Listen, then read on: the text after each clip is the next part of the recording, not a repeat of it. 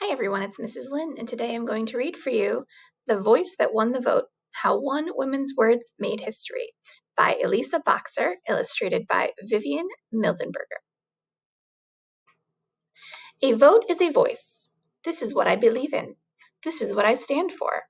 This is what matters to me. This is who I am. This is who I choose to lead my town, my state, my country.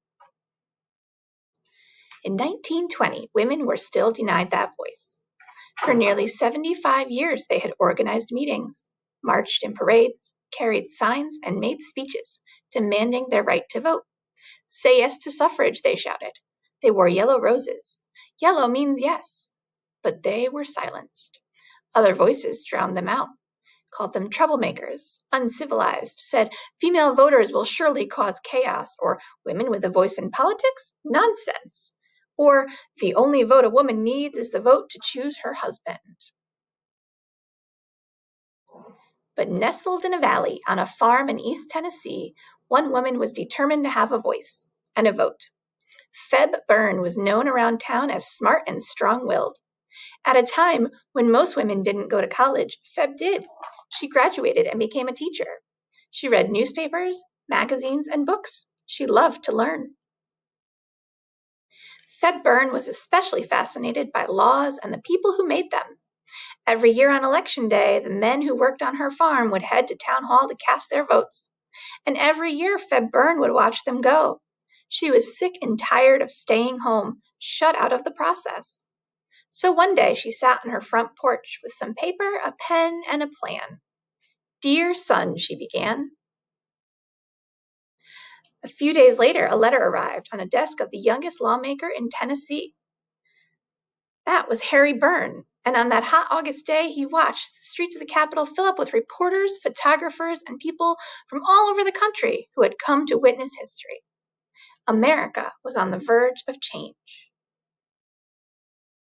35 states wanted women to vote, but the country needed 36 to make it a law. It all came down to Tennessee, the last state left to vote. If lawmakers in Tennessee said yes, women across the nation would finally be allowed to cast their ballots.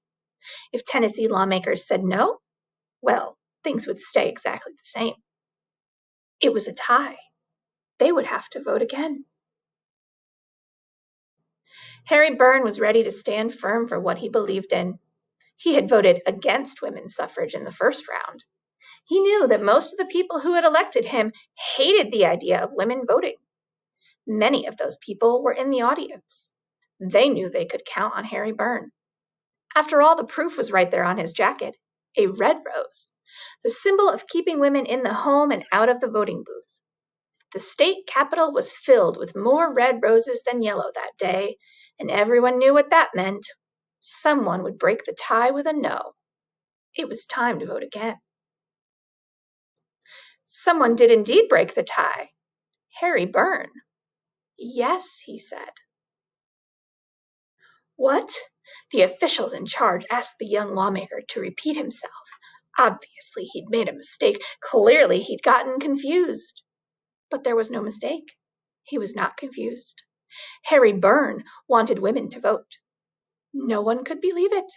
Many of the women who had organized meetings, marched in parades, carried signs, and made speeches were in the audience wearing their yellow roses. They gasped and cried and hugged each other. But why did Harry Byrne change his vote? "I know that a mother's advice is always safest for a boy to follow," he explained. And then from his jacket pocket, behind that red rose, Harry Byrne pulled out a note from his mother. The one Feb Byrne had written on her front porch.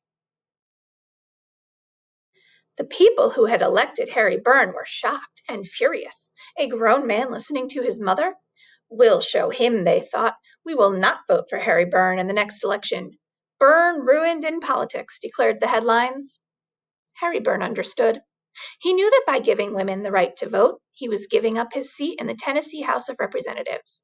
The people in his district just weren't ready for a leader who wanted women to vote. He told newspaper reporters, "I am happy simply because I followed my conscience. It kept telling me women are people."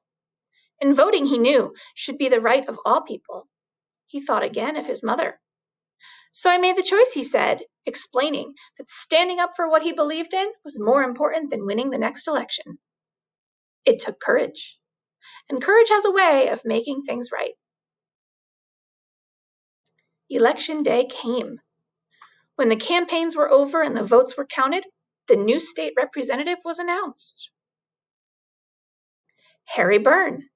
He kept his seat in the Tennessee legislature, kept standing up for equal rights, and no one was prouder than the woman who, without speaking a word, gave all women a voice.